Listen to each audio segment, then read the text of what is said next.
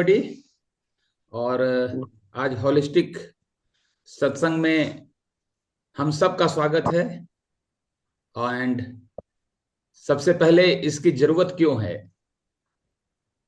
क्योंकि एक चीज हम सब महसूस करते हैं कि प्रॉस्पेरिटी बढ़ रही है, इनकम बढ़ रही है, सारी चीजें ठीक है, लेकिन हमारे जीवन में स्ट्रेस बहुत है, रिलेशनशिप के चैलेंजेस बहुत हैं। एग्री करते हैं आप लोग? आई थिंक कि हम लोग बचपन में जब मैंने देखा था, तो आज जितनी प्रॉस्पेरिटी है चारों तरफ, उसका 5% भी 10% भी लोगों के पास नहीं था। लेकिन एक घर में 20 लोग 25 लोग बड़े आराम से रह लेते थे। और आज ये स्थिति है कि घर में हस्बैंड वाइफ 2 बच्चे नहीं रह पा रहे हैं। तो ये क्यों है, इसका कारण क्या है, ये सत्संग में ही आने से समझ में आएगा। अगर सत्संग में नहीं आएंगे, इस सत्संग की बात मैं नहीं कर रहा, कहीं भी सत्संग होगा वहां जाने से समझ में आएगा। तो वहां क्या समझ में आएगा? हमें जॉब करते हैं तो जॉब की समझ है, बिजनेस में जाते हैं तो बिजनेस की समझ है, कपड़े की समझ है, सामानों की समझ है, लेकिन एक चीज मिसिंग है, हमें खुद की समझ नहीं है। और आप देखेंगे कि जिसके पास जितनी प्रॉस्पेरिटी है, रेयरली कोई ऐसा बंदा मिलेगा जिसके पास बेचैनी ना हो। मैं देख रहा हूं, पा रहा हूं अपने जीवन में, जितनी ज्यादा प्रॉस्पेरिटी है। अभी इंस्टाग्राम पे मैंने एक बहुत अच्छा लाइन देखा था कि जिंदगी में कितना ही इनकम कोई कमा रहा हो, अगर बेचैन है तो वो सक्सेसफुल नहीं है। लेकिन अगर चाय की दुकान में कोई चाय पिला रहा है और बेचैन नहीं है तो वो कामयाब है। तो आज के सेशन में आप ये समझेंगे कि ये बेचैनी क्यों है, ये स्ट्रेस क्यों है, ये रिलेशनशिप चैलेंजेस इतने क्यों हैं।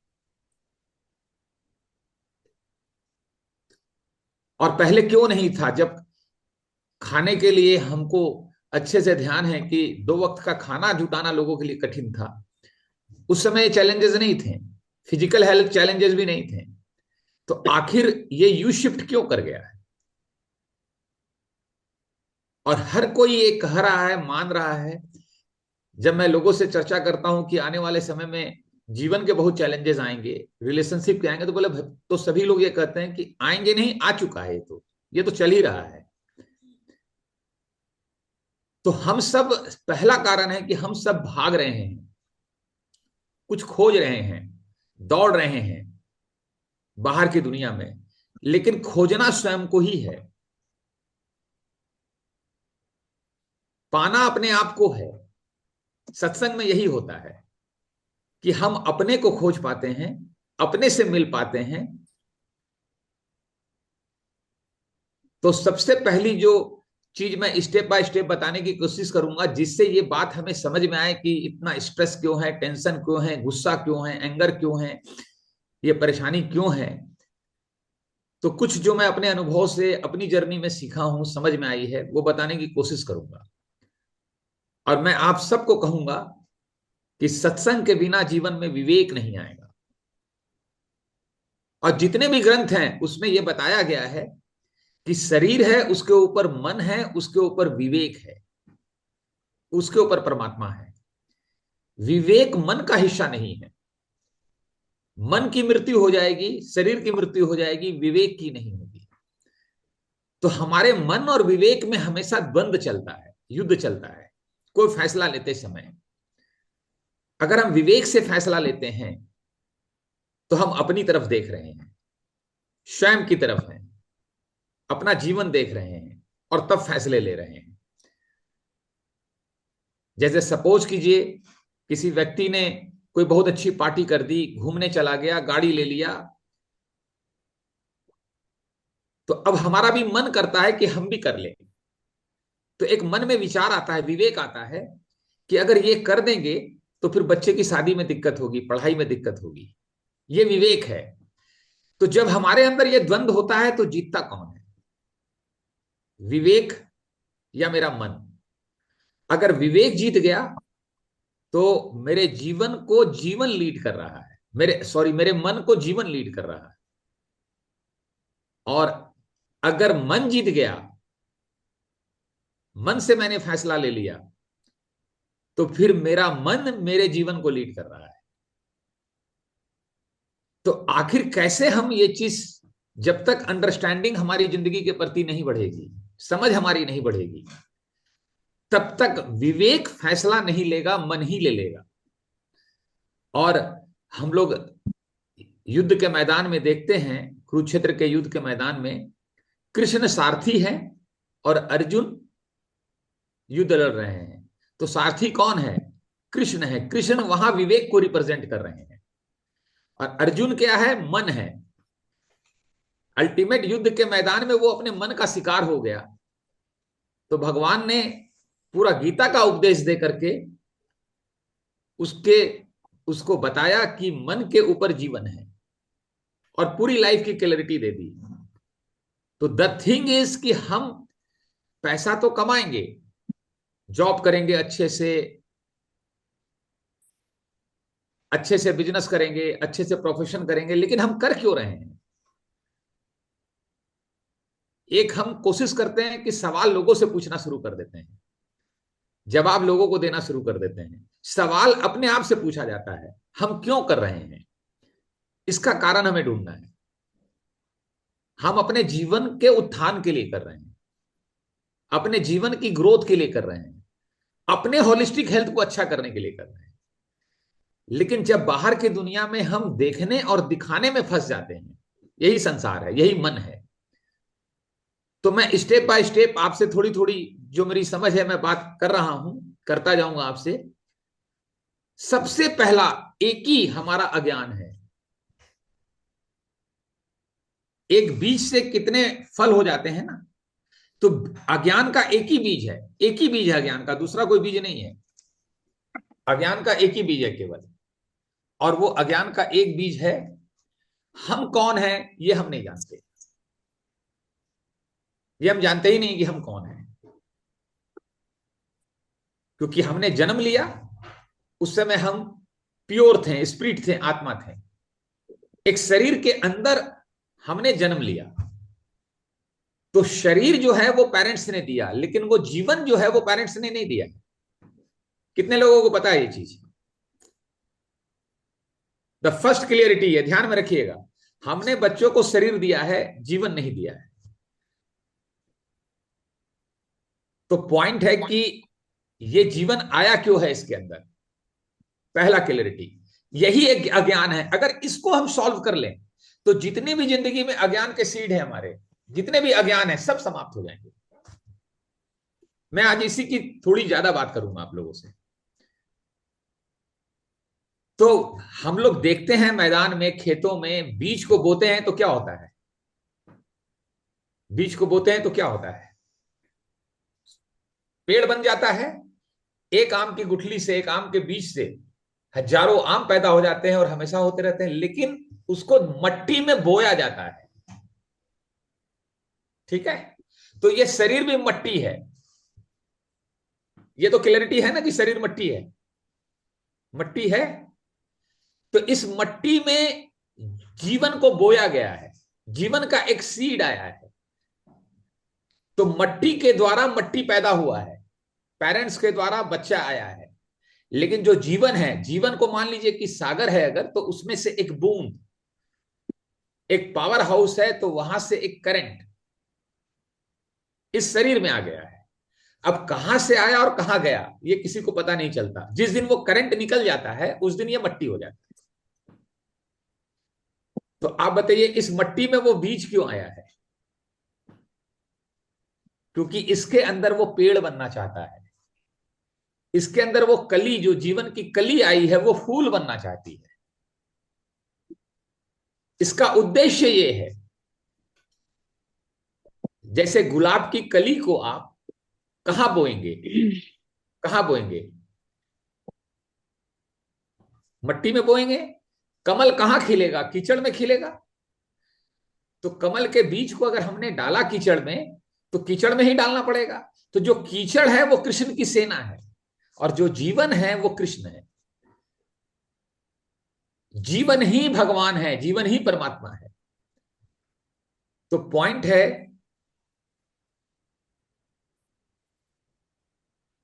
कि उस बीज को, जीवन के बीज को पेड़ बनने के लिए रोज खाद पानी मट्टी चाहिए।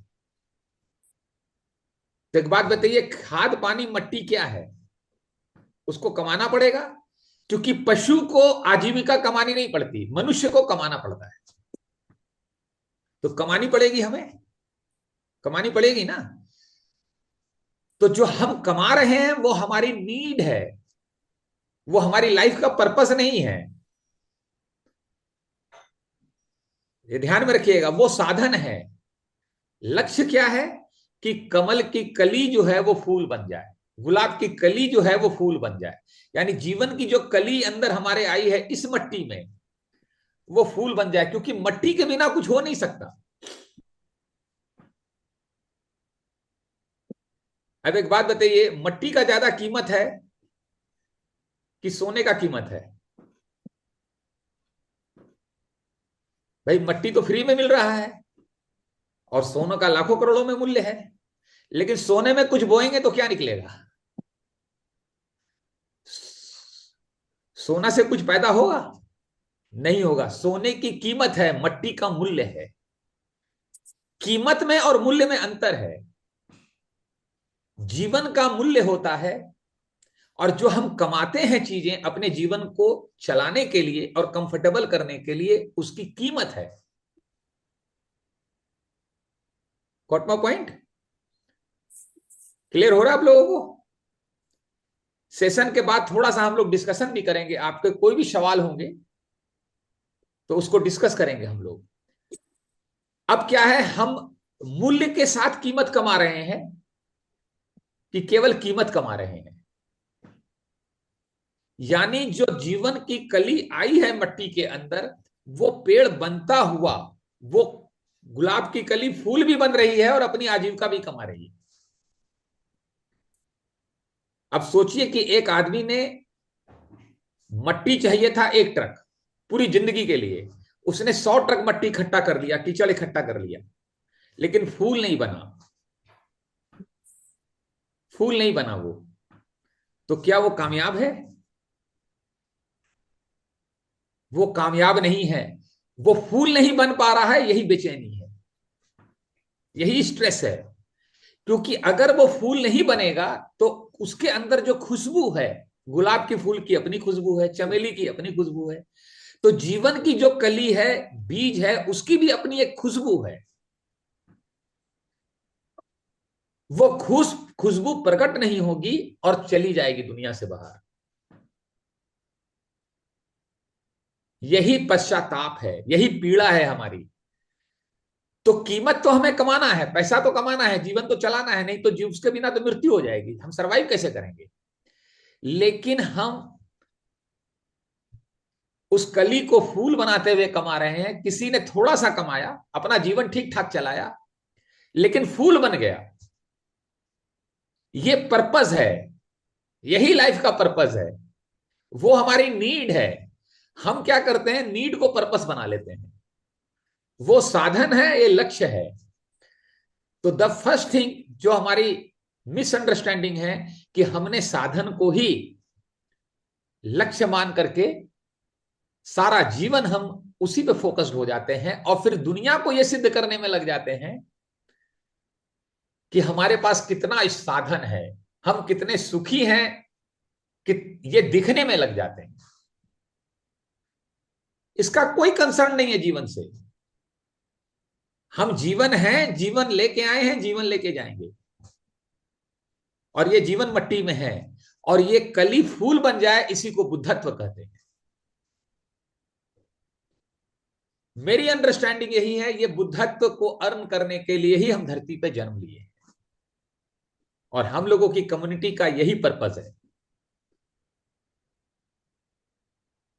ठीक है? तो हम कौन हैं, इस पर अगर क्लैरिटी की बात करूं मैं, कि जब हम जन्म लिए थे तो केवल आदमी थे, केवल स्पिरिट थे, केवल व्यक्ति थे। और एक शरीर में जन्म लिए। तो शरीर प्रकृति है और आत्मा जिसे हम कहते हैं जीवन, वो हमारी रियलिटी है, वो सत्य है। लेकिन मनुष्य का बच्चा अकेले नहीं जी सकता, तो उसको बाहर से दुनिया में लोग मिलते हैं संभालने वाले, माँ बाप, भाई बहन, परिवार, पड़ोसी, रिश्तेदार, फिर दुनिया में स्कूल कॉलेज में लोग। तब दुनिया उसको बताती है कि तुम कौन हो। जिस परिवार में जन्म लेते हैं वही हमारी कास्ट हो जाती है। अब हम क्या है कि उसमें जीते जीते दुनिया क्या बताती है, हमको लगता है हम वो हैं।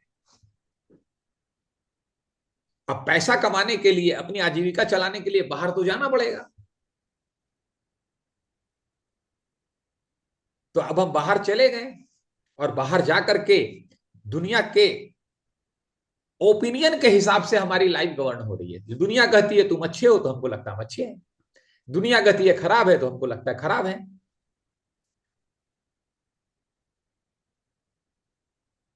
तो पॉइंट है कि दुनिया में तो जाना पड़ेगा, लोगों के बीच तो जाना पड़ेगा, लेकिन लोगों के बीच जाकर के हम अपने जीवन के साथ हैं। हमको यह पता है कि हम आदमी हैं। डॉक्टर बने हैं पैसा कमाने के लिए, आदमी हैं, अधिकारी बने हैं। जो बने हैं वो सत्य नहीं है, जो हम जन्म लिए हैं वो सत्य है। वो हमारी ट्रू आइडेंटिटी है। जो बने हैं वो असत्य है। जैसे बाय डिफॉल्ट हम, कोई भी व्यक्ति शादी करता है, लेडीज जेंट्स, तो आदमी है, पति पत्नी बनता है, और बाय डिफॉल्ट उसको सास ससुर, साले साहब, ननद सब गिफ्ट में मिलते हैं। तब एक बात बताइए, अगर डाइवोर्स हो जाए तो वो चारों कहां चले गए? वो चारों रहता है। ये उपाधि है, ये हम बने हैं, ये हमारा रोल है, लेकिन हम हैं कौन? आदमी। अब एक बात ध्यान में रखिएगा, हमारी उपाधि हमारा ईगो है। हम उसी को अपनी आइडेंटिटी मान लेते हैं, हम उसी से तादात्म्य कर लेते हैं। अब एक बात, मेरी अंडरस्टैंडिंग क्लियर है, आदमी डिस्टर्ब नहीं होता, आदमी को स्ट्रेस नहीं होता। क्योंकि आदमी तो जीवन है, जीवन में कोई डर नहीं है, कोई भय नहीं है, कुछ भी नहीं है, उसमें कोई स्ट्रेस नहीं है। तो डिस्टर्ब कौन होता है? डिस्टर्ब होता है जो बना है। डिस्टर्ब सास होती है, बहू होती है, पति होता है, पत्नी होता है। जो हम बने हैं वही हमारा अहंकार है। लेकिन पॉइंट है कि जन्म के बाद बनना तो पड़ेगा, बाहर तो जाना पड़ेगा हमें, क्योंकि मनुष्य का बच्चा अकेले सरवाइव नहीं कर सकता। इसी को समाज कहते हैं, इसी को मन कहते हैं। शरीर और आत्मा के बीच में सेतु का काम करती है मन। एक इंस्ट्रूमेंट भगवान ने हमें दिया है, मन। अब ये मन हमारा जो बन चुका है, ये दुनिया के ओपिनियन के हिसाब से बन गया है। लोग हमको गरीब ना समझ ले, लोग हमको छोटे ना समझ लें। अच्छा, कितने लोग बिलीव करते हैं कि परमात्मा हमारे अंदर है, ब्रह्म हमारे अंदर है? कितने लोग बिलीव करते हैं? तो एक बात बताइए, कोई आपको छोटा समझता है तो क्या उसके छोटा समझने से छोटा हो जाएंगे? या मैं किसी को छोटा समझता हूं? अब ये सवाल अपने आप से पूछने की है, किसी से पूछने की नहीं है। ये सब उपाधि है कि कोई छोटा है, कोई बड़ा है, कोई गरीब है, वो अमीर है, वो ये है, वो है, वो है, वो अधिकारी है, वो क्लर्क है।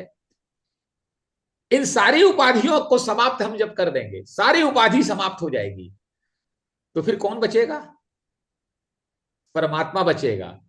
तो हम ईश्वर, जब जन्म लिए थे तो ईश्वर की सत्ता में थे, और बाहर चले गए हम, पानी से बर्फ बन गए, और समाज के अंदर, दुनिया के अंदर लोगों के ओपिनियन के हिसाब से हम अपना काम करने लगे। लेकिन हम जो बने हैं, हमारा तादात्म्य उससे हो गया है। तो जो बन गए हैं और लोग भी बन गए हैं, ये जो बन करके जीने वाले लोग हैं, इसी को सेना कहते हैं। तो पॉइंट है, कई लोग हमको कहते हैं भाई लोगों के बीच में तो जाना पड़ेगा। हम लोगों के बीच में जाएंगे, लेकिन हम बनेंगे नहीं। हमें एक चीज का होश रहेगा, हम जीवन है,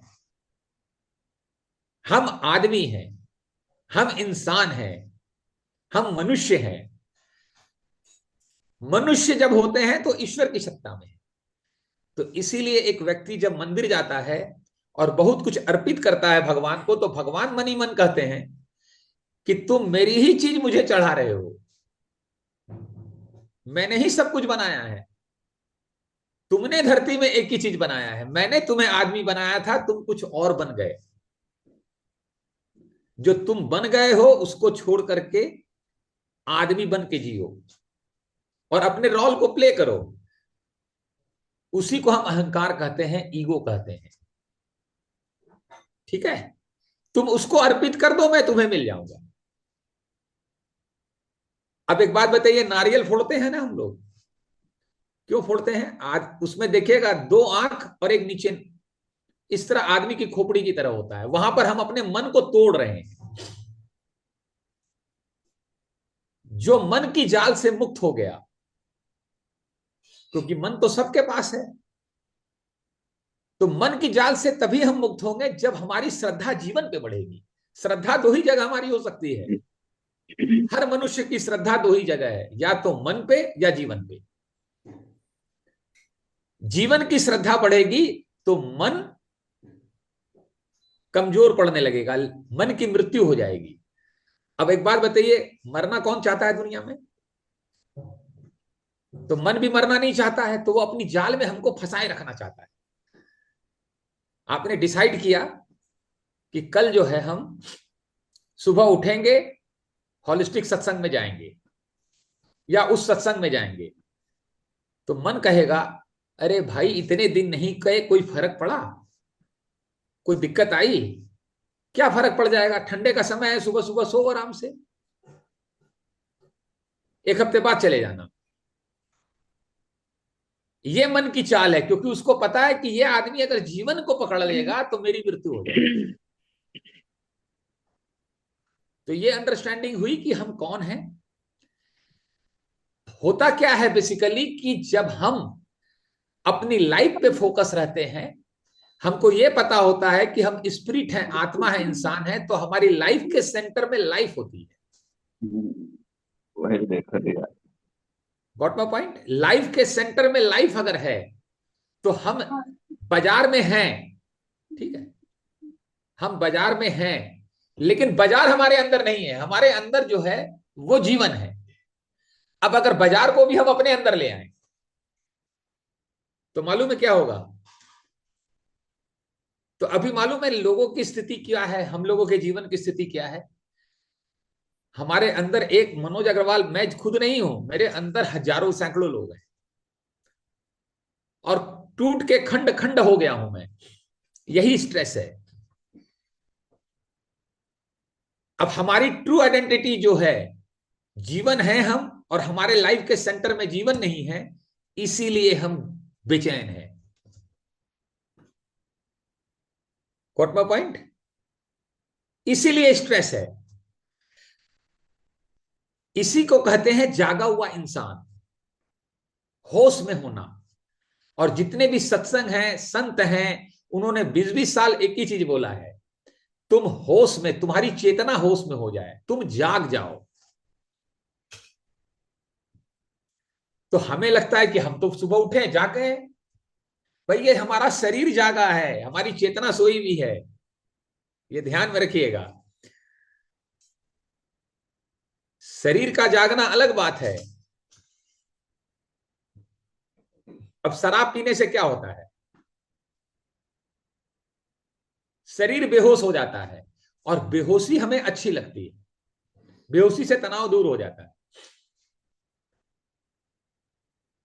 बेहोश आदमी क्या बोल रहा है, क्या कर रहा है, क्या नहीं कर रहा है, जैसे कोई शराब पी करके मस्ती में, उसको 2 लप्पड़ मार भी दीजिए, कुछ उसको पता नहीं चलेगा। वो 10 गाली भी दे देगा, कुछ पता नहीं चलेगा।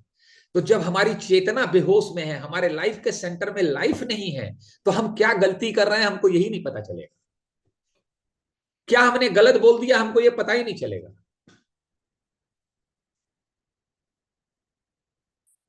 तो पहले के जमाने में थोड़ा लाइफ के सेंटर में लाइफ था, बाहर की दुनिया कमजोर थी, हमारा दायरा कमजोर था,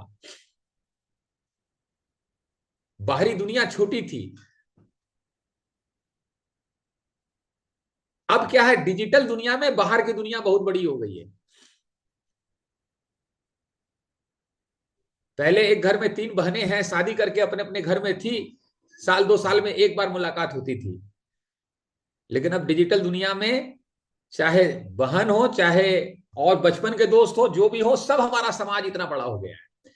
एक बात ध्यान में रखिएगा, बाहर की दुनिया में जब हम जीते हैं और जीवन को छोड़ देते हैं तो जहर पैदा होता है, और अंदर की दुनिया में लाइफ के सेंटर में लाइफ रहेगा तो अमृत पैदा होगा। दो चीज समझ लें अच्छे से तो बहुत क्लैरिटी आ जाएगी। हम कौन हैं, जब ये समझ में आएगा कि हम लाइफ हैं, हम बॉडी नहीं है। अब कितने लोगों को डर लगता है, भय लगता है, बताइए, मैं कारण बताऊंगा भय का कारण क्या है। प्लीज हैंड रेज कर सकते हैं आप। भय लगता है सबको, उसका एक कारण है, हम अपने को शरीर मान के जी रहे हैं। शरीर में भय है और जीवन में अभय है। हम जिस दिन शरीर से आत्मा के तल पे चले जाएंगे, जीवन के साथ जीने लगेंगे, भय दूर हो जाएगा। अब सवाल है कि जीवन में रुचि आती क्यों नहीं है हमारी, क्यों नहीं आती रुचि जीवन में। सत्संग में भी जाते हैं, कहीं भी जाते हैं, इतनी रुचि अडिग वहां क्यों नहीं रहती, मजबूत क्यों नहीं रहती जीवन को लेके। उसका कारण है कि जीवन सबको मिला हुआ है, जन्म के साथ ही मिल गया हमें जीवन। समुद्र का एक बूंद पानी हमारे अंदर आ गया, परमात्मा का एक अंश हमारे अंदर आ गया आत्मा के रूप में, जिसे वो हम परमात्मा कहते हैं। अब उस बूंद को जान लें तो परमात्मा को जान जाएंगे। एक बूंद पानी को जान लें, क्योंकि वो परमात्मा से आया है, सागर से आया है, तो पूरे सागर को जान लेंगे।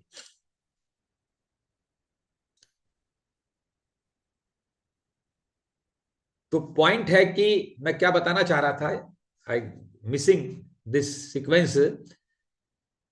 बड़ा इंटरेस्टिंग है ये।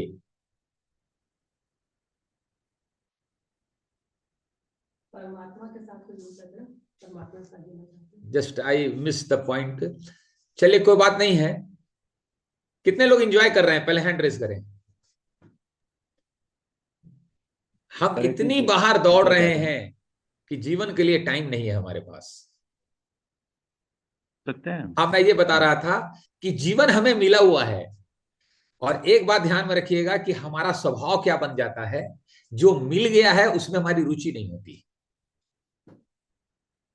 जनरली। जनरली जो मिल गया है जीवन में उसमें रुचि नहीं होगी। देखिएगा आप, एक घर मिल गया, अब उस घर में रुचि नहीं है, बड़ा वाला घर चाहिए। एक गाड़ी मिल गई, अब बड़ी वाली गाड़ी चाहिए। जो नहीं मिला है वही चाहिए, यही मन की चाल है। कई लोग मुझे कहते हैं मन को कंट्रोल कैसे करें। भाई, मन कंट्रोल नहीं होता है, मन को जानिए उसका स्वभाव क्या है। वो कंट्रोल होगा ही नहीं कभी भी। ठीक है, तो मन अपने जाल में हमें फंसा लेता है। तो ये बड़ा इंटरेस्टिंग सीक्वेंस है कि समझिए कि जो मिल गया है उसमें हमें रुचि नहीं है, और जो नहीं मिला वही चाहिए। इसलिए हमें जीवन में रुचि नहीं आती, और हमेशा हम अभाव में जीते हैं। तो जो अभाव में जीता है, जो नहीं मिल गया वही चाहिए, वो हमेशा स्ट्रेस में रहेगा। ये सिम्टम है कि अभी हम बाहर हैं। ट्रांसफॉर्मेशन क्या है, शरीर से जीवन पे आ जाना। शरीर की मृत्यु होनी है तो भय तो आएगा ना। जीवन की मृत्यु नहीं होनी है, वो अभय है। अब उस भय के मारे हम दुनिया में बहुत चीजें करते रहते हैं कि हमारे साथ बुरा ना हो, ऐसा ना हो जाए, वैसा ना हो जाए, वैसा ना, जो होना है वो होगा। क्यों होगा? पेरेंट्स को भी डर लगता रहता है। जो होना है वो होकर रहेगा। पॉइंट है कि जो होगा उसको हम कैसे फेस करेंगे, उसके साथ कैसे जिएंगे, इसकी समझ हम विकसित कर सकते हैं। तो जो सेल्फ ट्रांसफॉर्मेशन कहते हैं वो यही है कि हम जो है जिंदगी में उसके साथ जीना शुरू करें। तो सबसे पहले जो है वो जीवन है, तो हम जीवन को ही नहीं जी पा रहे हैं। वो जीवन कृष्ण जीवन को रिप्रेजेंट कर रहे हैं, और हम सेना में मगन हैं। तो जीवन के लिए सेना है। ठीक है, जीवन साध्य है, सेना लक्ष्य है। हमने क्या कर रखा है, हम लोगों ने सेना को लक्ष्य बना लिया है और जीवन को साधन बना लिया है।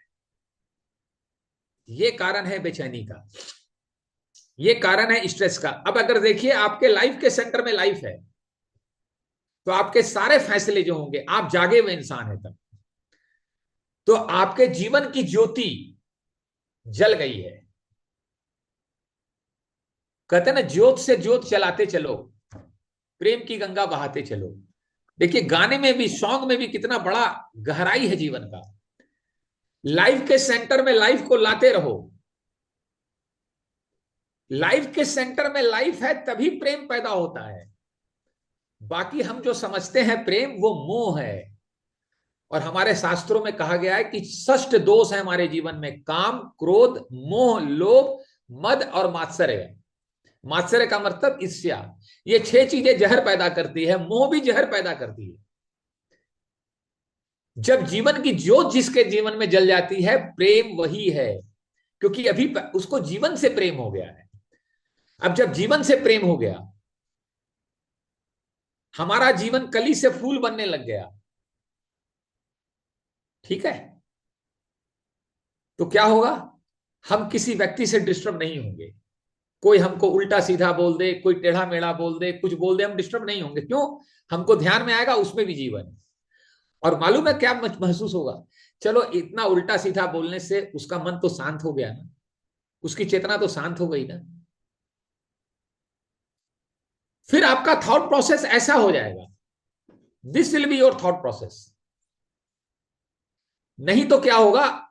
वो बोला, हम उसको ले लेंगे, ग्रहण कर लेंगे। तो हमने अपने सत्संग में स्वामी जी से पहली तो भी 25 साल पहले एक लाइन उनकी सुनी थी: जीवन में फर्क क्या पड़ा किसी चीज से। लाइफ के सेंटर में लाइफ होनी चाहिए, रूल नहीं, स्टेटस नहीं। अगर कुछ भी और होगा तो हमको स्ट्रेस होगा, हमको टेंशन होगा। लाइफ के सेंटर में लाइफ होगा तो हमको कोई गरीब नहीं दिखेगा, कोई अमीर नहीं दिखेगा, दुनिया में कोई आदमी आपको इंफीरियर दिखेगा नहीं। अब स्ट्रेस कहां से आता है? हमारे लाइफ के सेंटर में लाइफ नहीं है तो हमको हमारे से जो छोटे लोग हैं, गरीब लोग हैं, वो गरीब नजर आते हैं, इंफीरियर नजर आते हैं। तो जब हमको कोई इंफीरियर नजर आएगा तो हम भी तो किसी के आगे इंफीरियर हो जाएंगे। हो जाएंगे कि नहीं हो जाएंगे? तो स्ट्रेस पैदा हो गया ना, हो गया स्ट्रेस पैदा, टेंशन पैदा हो गया। अब हमको लगेगा हम बढ़िया कपड़ा पहन लें, बढ़िया गाड़ी में आ जाए तो ठीक हो जाएगा। नहीं होगा ठीक, गारंटी मैं दे रहा हूं। अब देखिएगा, मैं बता रहा हूं लास्ट में और क्लोज कर रहा हूं सेशन, क्योंकि ये डिस्कशन ऐसा है कि अभी 7 बजे शुरू किए, शाम को 7 बजे तक तो बात कर ही सकते हैं। और मैं आपको यकीन दिलाता हूं, मुझे भूख प्यास नहीं लगेगी। कितने लोग तैयार हैं शाम को 7 बजे तक?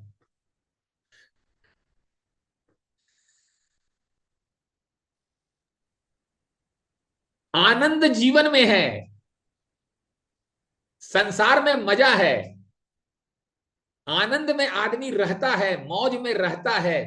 और संसार में मजा करना पड़ता है, मौज करना पड़ता है। कब तक करेंगे? और मजेदार बात है, हमने किया, दूसरे ने हमसे अच्छा कर लिया। हमने बर्थडे बनाया, पड़ोसी ने हमसे अच्छा बना लिया। फिर स्ट्रेस, फिर टेंशन। सब चीज का निवारण एक ही है, दूसरा कोई निवारण नहीं है। लाइफ के सेंटर में लाइफ आ जाए, हम लाइफ हो जाए, हमको ये समझ में आ जाए हम शरीर नहीं है। आपका डर खत्म, आपका फियर खत्म, और आपके पास जो है आप उसी में खुश आनंदित रहेंगे। और इससे समत्व का भाव आ जाएगा बाहर, हमको सब लोग एक लगने लगेंगे। तो वो है ना, दया, दया करो प्रभु एक बने सब, घर घर के आंगन में सत्यम शिवम सुंदरम। जिसकी लाइफ के सेंटर में लाइफ है, उसके अंदर राम पैदा हो गया है, उसके अंदर कृष्ण पैदा हो गया है, उसके अंदर शिव पैदा हो गया है, अब उसके अंदर अमृत पैदा हो रहा है। तो मजेदार बात क्या है कि बाहर से कोई जहर भी डालेगा तो वो अमृत हो जाएगा, उसको स्ट्रेस नहीं आएगा, उसको टेंशन नहीं आएगा। और अगर हमारे अंदर लाइफ के सेंटर में कुछ और है तो बाहर से कोई अमृत भी डालेगा तो जहर हो जाएगा। इंपॉर्टेंट अंदर है, हमारा प्रोजेक्टर अंदर है, बाहर तो रंगमंच है, पर्दा लगा हुआ है बाहर, बाहर की कोई प्रॉब्लम है ही नहीं है। और लास्ट में मैं अब क्लोजिंग सेशन में आपको अल्टीमेट चीज बता रहा हूं। एक होता है लोहा, एक होता है सोना, और एक होता है पारस। जिसकी लाइफ के सेंटर में लाइफ है वो जागा हुआ इंसान है, उसकी चेतना जाग गई है, उसकी ज्योति जाल गई है। अब उसको हमेशा एक ही बात का ध्यान है, किसी ने अगर कुछ गड़बड़ सड़बड़ बोल दिया, खराब व्यवहार कर दिया, तो मेरे में आवेग आएगा तो मेरी ज्योति बुझ जाएगी, लाइफ के सेंटर से लाइफ हट जाएगा। तो उसने अगर 10 साल अपनी ज्योति जलाई है तो वो अपनी ज्योति का ध्यान रखेगा। अब वो शरीर पे नहीं है, अगर शरीर पे है तो आवेग आएगा, अगर हम लाइफ सेंटर में आ गया है तो आवेग नहीं आएगा, हम नॉर्मल रहेंगे। Got my point?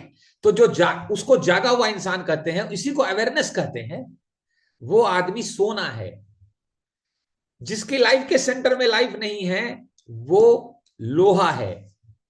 तो सोना तो हम है ही हैं, सो गए हैं, नींद आ गया है चेतना को, इसलिए हम लोहा हो गए हैं।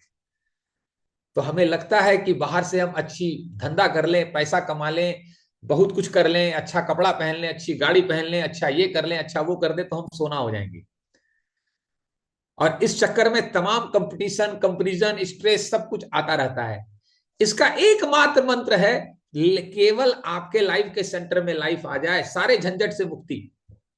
आप जो पहनेंगे वो बढ़िया हो जाएगा, आप जो करेंगे वो अच्छा हो जाएगा, आपको करना नहीं पड़ेगा। लाइफ के सेंटर में लाइफ आया, आप हमेशा आनंदित हैं। ऐसा हो जाए तब खुश नहीं होंगे, जो हो रहा है आप उसी में खुश हैं, आप जो करेंगे उसमें धर्म होगा। तो मजेदार बात क्या है कि हम जब सोए हुए लोगों के बीच में चाहते हैं तो वो चाहते हैं इनको भी सुला दें, और हमको भी नींद आने लग जाती है। जैसे ड्राइवर अगर गाड़ी चला रहा हो तो बगल वाला आदमी सो नहीं सकता है, सोएगा तो क्या होगा, ड्राइवर को भी नींद आ जाएगी, और आ गई तो क्या होगा, भगवान को प्यारे हो जाएंगे। तो सोए हुए के लोगों के बीच में बहुत ज्यादा हमें अपना ध्यान रखना पड़ता है कि उनसे तादात्म्य ना हो जाए। दुनिया में सोए हुए लोग तो ज्यादा हैं, तो उनसे हमारा तादात्म्य ना हो, चाहे वो कितने ही क्लोज रिलेशन में हो, इससे फर्क नहीं पड़ता, लेकिन हम उनके जीवन के साथ हैं।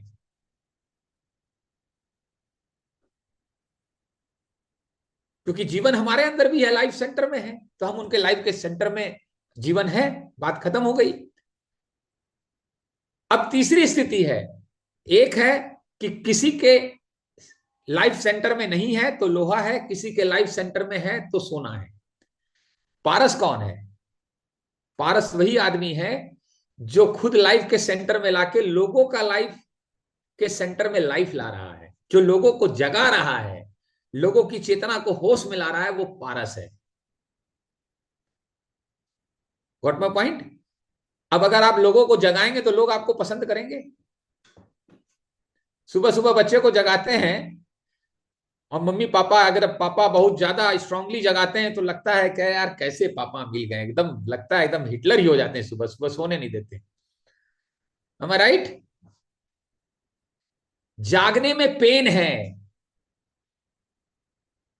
ठीक है, सोए हुए में पेन नहीं है। सोए हुए में जो मर्जी आए करो, जो मर्जी आए बोलो, जो हो रहा है ठीक है, जिसको मर्जी आए सुना दो। सोए हुए आदमी के लिए जिंदगी आसान है, लेकिन उसका कली कभी खिलेगा नहीं। उसकी सबसे बड़ी पीड़ा है कि उसको एक बेचैनी में जीना पड़ेगा। अब अगर हम लोगों की लाइफ के सेंटर में लाइफ ला रहे हैं तो हमारा तो आ ही गया, तभी तो ला रहे हैं ना। बट पॉइंट है कि तब हम पारस हैं। तो इस कम्युनिटी में हम लोग क्या कर रहे हैं? हॉलिस्टिक हेल्थ कोच बन रहे हैं। होलिस्टिक हेल्थ कोच बनने की पहली प्रक्रिया यही है कि आपके लाइफ के सेंटर में लाइफ आ जाए। अब लाइफ के सेंटर में लाइफ आएगा तो कहीं भी जाएंगे तो बड़े छोटे के खेल में नहीं पड़ेंगे, ये बड़ा आदमी, ये छोटा आदमी, इसका गाड़ी बढ़िया, इसका ये बढ़िया, इसका सोफा बढ़िया, यही हमें स्ट्रेस देता है। हमें उसका जीवन दिखेगा। किसी के ड्राइंग रूम में जाएंगे, 10 लाख का ड्राइंग रूम है, तो हमको उसका ड्राइंग रूम नहीं दिख रहा है, उसका जीवन दिख रहा है। और दिखेगा कि इतना सब कुछ है, लेकिन बेचारे का जीवन अभी कली का कली है, फूल नहीं बन पा रहा है। और जब फूल नहीं बन पाते हैं तो प्लास्टिक के फूल से काम चलाते हैं लोग। समझ में आ रही है मेरी बात? लेकिन प्लास्टिक के फूल चाहे 1 लाख का ले आइए आप, उसमें सुगंध नहीं होती है, उसमें पानी भी नहीं डालना पड़ता, कितना ही सजा लीजिए, लेकिन जिस व्यक्ति का जीवन का फूल खिल गया है, बुद्धत्व आ गया है, अगर वो जाए तो एक झोपड़पट्टी में भी परमात्मा का आनंद फैल जाता है। तो हम होलिस्टिक हेल्थ कोच बन रहे हैं, और बनेगा भी वही जिसके लाइफ के सेंटर में लाइफ होगा, तभी वो प्रक्रिया में आप बहुत तेजी से आगे बढ़ेगा। और इसके बाद लोगों के लाइफ के सेंटर में लाइफ ला रहे हैं।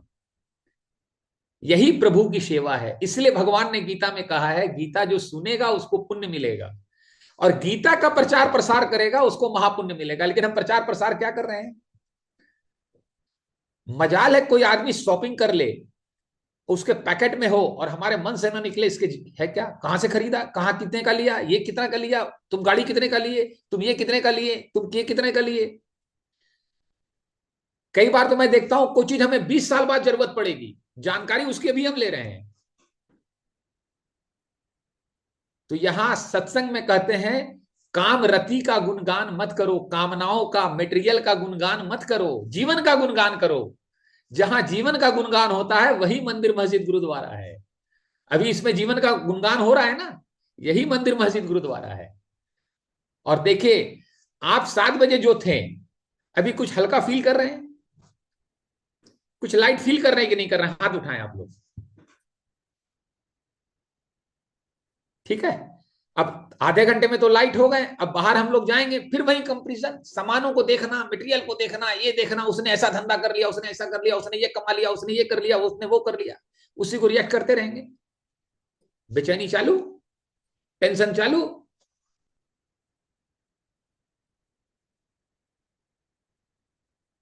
कई बार हमको कहते हैं कैसे करें मनोज जी, सत्संग में कब तक जाना पड़ेगा, सत्संग को कब तक साथ रखना पड़ेगा, सत्संग में कब तक जीना पड़ेगा। मैं कहता हूं आधा घंटा रोज यूट्यूब पे 15 मिनट सत्संग सुनिए। तो कहते कब तक करना पड़ेगा? मैं पूछता हूं भोजन कब तक करना पड़ेगा? बताइए, कब तक करेंगे भोजन?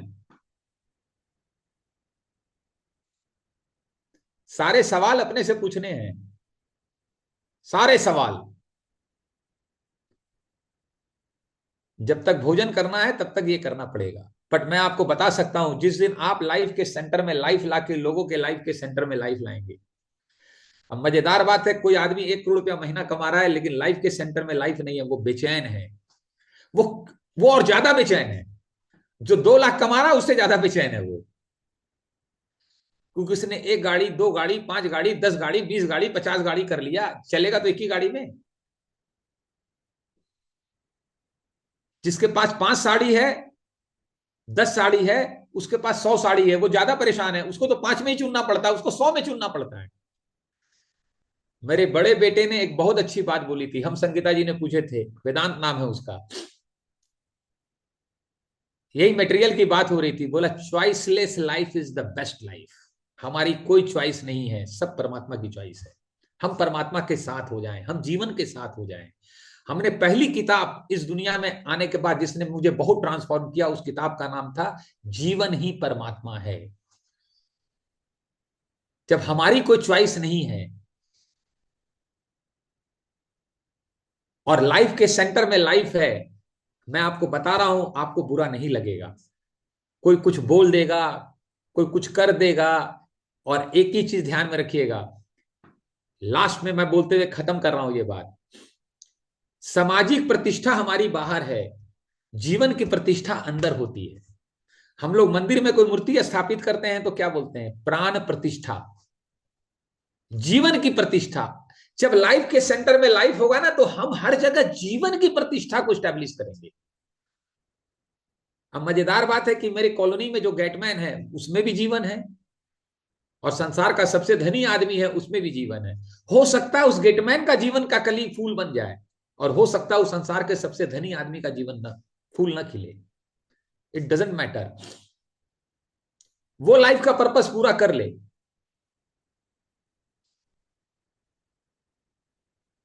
तो कितने लोग पारस बनने की जर्नी में हैं, अब फील कर रहे हैं कि पारस की जर्नी में आना है। यही परम आनंद है। अब कई लोग बोलेंगे पारस बन रहे हैं लेकिन पैसा तो बहुत नहीं आ रहा है, इसका भी सॉल्यूशन चाहिए, चाहिए सॉल्यूशन आपको। ये जो पैसे से हर चीज कंपेयर करते हैं ना, जब हम भगवान के साथ जीते हैं, जीवन के साथ जीते हैं, तो लाभ हानि, पैसे का विचार, पैसे का विचार जो है वो व्यापार है।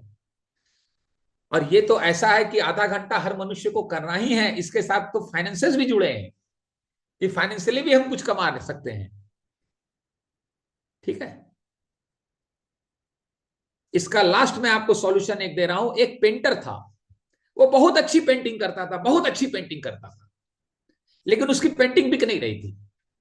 तो उसके भाई को बड़ा अटपटा लगा, तो उसने अपने दोस्त को बोला कि जाओ 4-5 पेंटिंग उसकी खरीद लो, कम से कम 100-150 पेंटिंग हो गई है, एक भी बिक नहीं रहा है, तो मेरे भाई का स्ट्रेस दूर हो जाएगा, भाई का टेंशन दूर हो जाएगा। वो गया, फटाफट बोला 4-5 पेंटिंग दे दीजिए, और खरीद लिया। तो उसको समझ में आ गया कि ये पेंटिंग खरीदने का शौकीन नहीं है, इसमें उसकी रुचि नहीं है, केवल खरीदने आया है। तो उसने अंदाज लगा लिया कि मेरे भाई ने भेजा है। तो पूछा कि मेरे भाई ने भेजा है ना तुमको?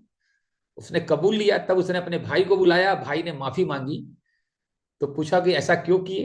बोला हमको लगा इतने मेहनत से पेंटिंग बना रहे हो, कोई बिक नहीं रही है, तुमको कितना स्ट्रेस होगा, कितना टेंशन होगा। तो उस भाई ने मालूम क्या जवाब दिया?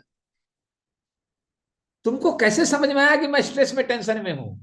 मैं पेंटिंग बेच करके पैसा कमाना मेरा लक्ष्य नहीं है, उसमें का परिणाम जीरो हो। मुझे पेंटिंग बनाने में कितना आनंद आ रहा है और खुशी मिल रही है, मैं बता नहीं सकता। जिंदगी में जरूर कोई ऐसा काम कीजिए जिसका परिणाम, कीमत जीरो हो, लेकिन आपको आनंद आता हो।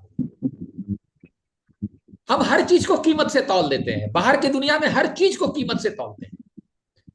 आजकल तो शादी ब्याह में भी एक ही बात चल रही है, केवल पैकेज कितना है। भाई खाली पैकेज काम नहीं आता, मूल्य क्या है?